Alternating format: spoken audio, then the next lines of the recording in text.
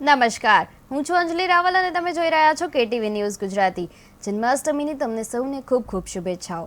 અરવલ્લીથી સમાચાર મળ્યા છે કે ગુજરાતના 3 પ્રમુખ કૃષ્ણધામોમાંથી એક શામળાજી યાત્રાધામ ખાતે જન્માષ્ટમી પર્વની ઉજવણી ભવ્યતાથી કરવામાં આવી। શામળાજી યુવા મંડળ દ્વારા નગરમાં ભગવાન શામળિયાની શોભાયાત્રા કાઢવામાં આવી, જે નિજ મંદિરે પરત ફરી મટકી ફોડ કાર્યક્રમમાં પરિવર્તિત થઈ હતી। યુવા ગ્રુપના સભ્યો ભજન કીર્તન અને કૃષ્ણ ભક્તિના રંગે રંગાઈ ગયા। મંદિરમાં પરિસરમાં ઝૂમી ઉઠ્યા હતા અને શોભાયાત્રા દરમિયાન 200 કિલોથી વધુ અબીલ ગુલાલની છોડોમાં સમગ્ર નગર કૃષ્ણમય બની ગયું હતું। શહેરના વિવિધ સ્થાનોએ બાંધવામાં આવેલી 108 મટકીઓને યુવાનોએ ફોડી હતી, જે રણછોડ માખણ ચોરાના નારા સાથે ધૂમધામથી ઉત્સવ ઉજવાયો હતો। ભક્તો અને શ્રદ્ધાળુઓએ પણ ઉત્સાહભેર મટકી ફોડ અને શોભાયાત્રામાં ભાગ લીધો હતો। સમગ્ર શામળાજી નગર જન્મોત્સવની ઉજવણીમાં ભક્તિ, ઉમંગ અને અનુષ્ઠાનથી ગુંજી ઉઠ્યું હતું।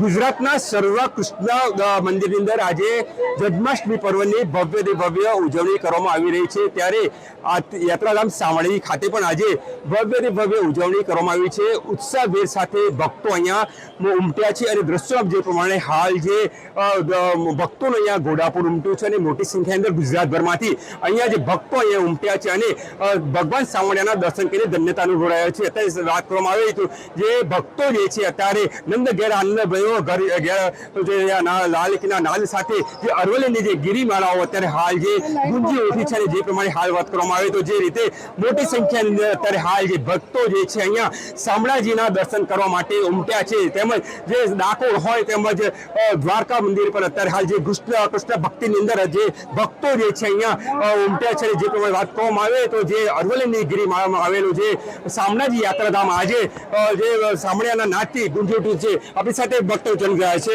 ક્યાંથી આવ્યા છો, સ્વાસ્થ્ય લઈને શું કહેશો? અમે બરોડાથી વંડામાં પાસેથી ગામમાંથી આવ્યા છીએ અને દર્શનમાં તો અમને જરા લાઈન પણ છે, એટલે અમે આજે એવું જ કહેવા માંગીએ છીએ કે આ જે લાઈન પડે છે તો એને મારે કોઈ રેક વેક સારા બનાવે કે જેથી પબ્લિક શાંતિથી દર્શન કરી શકે અને કોઈ ધક્કામુક્કી નહીં, કોઈ પડે નહીં, કોઈને વાગે નહીં। જોકે આમ તો વ્યવસ્થા સારી જ છે, પણ આનાથી બી થોડી સારી